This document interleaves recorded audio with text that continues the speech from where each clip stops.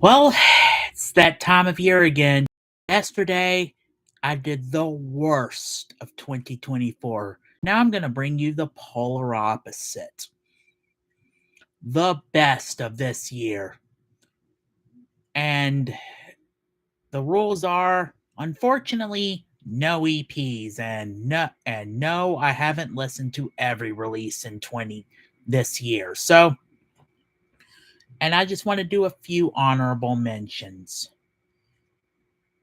Newest one from, even though I didn't write it down, the newest one from High on Fire, Cometh the Storm. Yes, that was actually a damn good one. And the newest, and Short and Sweet by Sabrina Carpenter. It's just a fun, sassy record, and it can be vulnerable at times too. With that being said, let's kick it off. Halsey's Great Impersonator. Oh, man. Man, this is actually a great alt pop album. It's mature and it's dark in places, kind of more darker than most got some of these goth records, and it's also vulnerable, which I love. And then you have Fontaine's DC Romance. It is it's romance in name only in the best way possible. But not only that, you're also getting some straight up post punk. Plus, these guys have been around for a while, and if they continue making records of this trajectory, they are going to be Irish megastars. Justice. It's great to see this dance punk group back. Last time I heard them sound this good, I was a sophomore at South Alabama University. Jays, Jays, Jays up.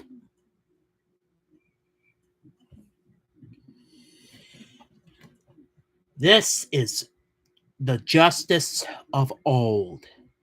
It's danceable, it's fun, and it can be anarchic at times. It's something I love.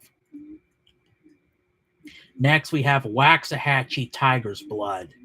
This is definitely some alt country that's been going. She's been alt country punk for this.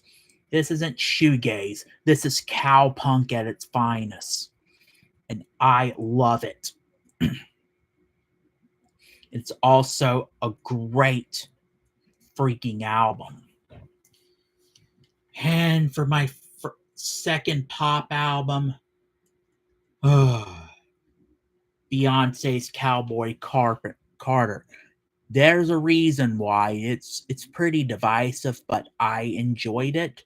But it is also the fact that it was everywhere on TV and on radio, and for good reason. The songwriting for her first country album is just enjoyable. And then there's Kim Deal's Nobody Loves You More. What can I say about her solo album? She's an alternative indie legend, and that gets thrown around a lot, but she's pretty much an institution. And Kim Deal can just bring it. She taught herself how to play guitar, but this is good. Primal Scream. This reminds me of the days where I was a kid listening to this. They were excellent in their day. It's great. And it's political as hell. Nick Cave, wild god. Say what you will about his politics, but the dude is just good. Then there's Jack White, No Name. Man, is he the epitome of alternative blues at this point.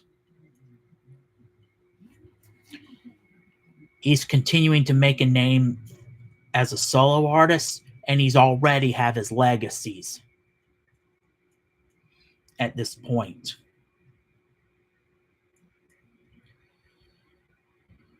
Then you have Megan Thee Stallion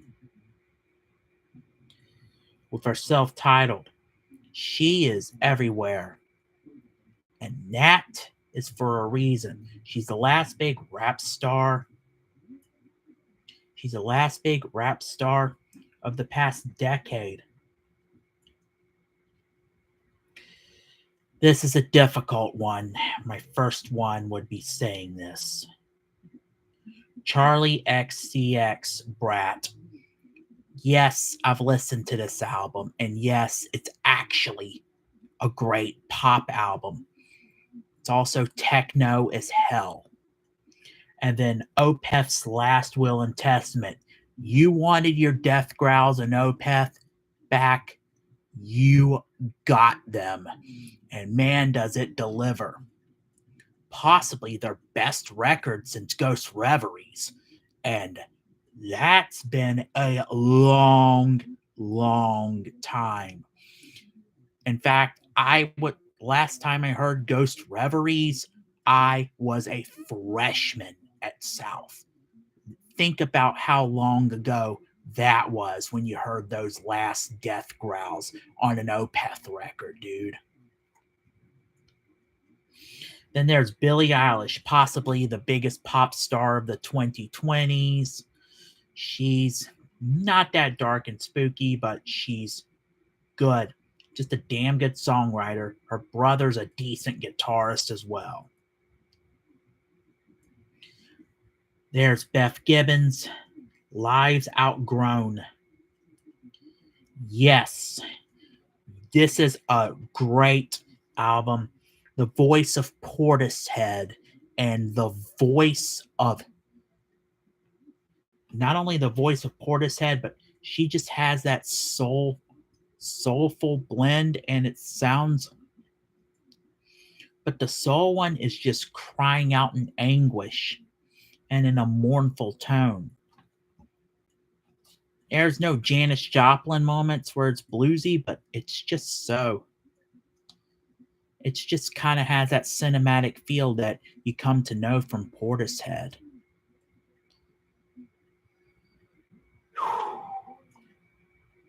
Number 7's Pearl Jam, Dark Matter. God, I haven't heard this good of an album since they've always been great. But this is actually their best album since probably 1994 in Vitology, and man, does it hit. Judas Priest, Invincible Shield. This is traditional heavy metal at its finest. And man, did you get a traditional album. If you want a classic metal album with a new release this year, this was. Saw them in Mobile. I don't know how Rob Halford does it, but at 73 years old, Halford is still kicking ass, still sounding good. And I am of the opinion that if you can still pull it off at an advanced age, then go ahead and do it. If you can't, then hang it up and retire. And if Rob Halford sounds like this, he can just keep on doing what he is that he's doing. He is the metal god as a vocalist for a reason. This was my first of 5 10 out of 10 albums. That's it. Childish Gambino, first of 4 10 out of 10 albums. That's it. And another one, Childish Gambino, Bando Stone. That is just arty hip hop at its finest. If you want to retire persona, this is the best way to do it possible. So you can focus on your acting career. We're going to miss him as a Donald Glover as a rapper, but this is a way to go out. And he's doing it quite well. And you know what? I like the sound of that.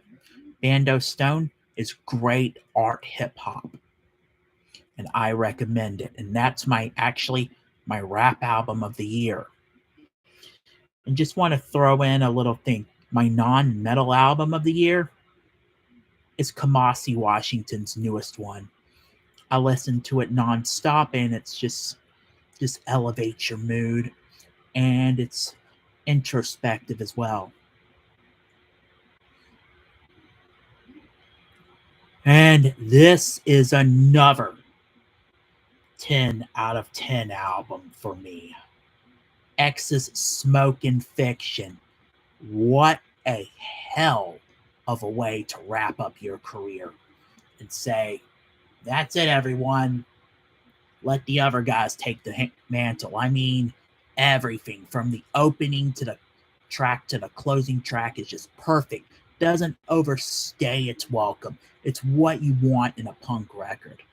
And it's what I like in a punk record. Doesn't overstay its welcome. The original 4 just sound great. In fact, and they're still kicking ass in their late 60s and early 70s. And I love the sound of that. And the audience is, the youngest is actually my age for this. This is my other 10. This is one of my 3 10 out of 10 records. And this is damn great. The newest one from Ulcerate, it can be a bit cringe at times, but Cutting the Throat of God is all right. It's good, and it shows the musicianship and everything, but it's just a good technical metal record. It was a 8.5 out of 10. This one is my metal album of the year, number 2, Absolute Elsewhere by Blood Incantation. They wanted to create a great record. They didn't just make their great record. Blood Incantation made their 2112 album. 2 tracks, 20 minutes each. This is possibly if this is a high mark of death metal. It's where your psych and your psychedelic and your prog influences come through. And man, it shows on this album. 2 tracks, like I said, 2 tracks over 20 minutes. Yeah, so if you're expecting a short listen, don't. But this is my metal album of the year. Hands freaking down. And this would be number 1 if it weren't for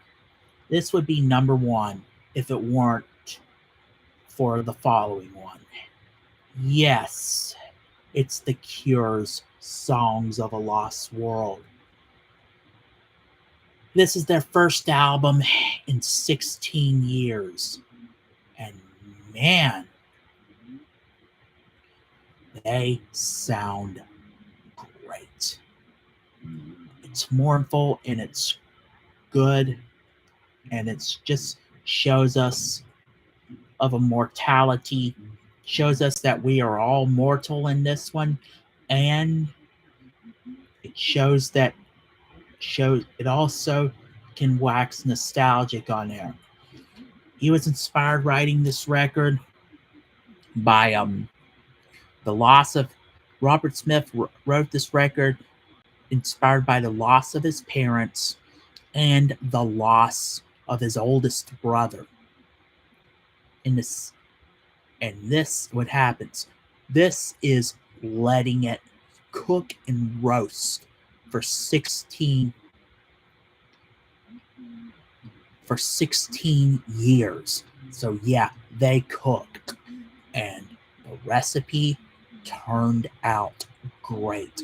This is another and my last 10 out of 10 album for me. So yes, I recommend this for anyone who wants this. This isn't just some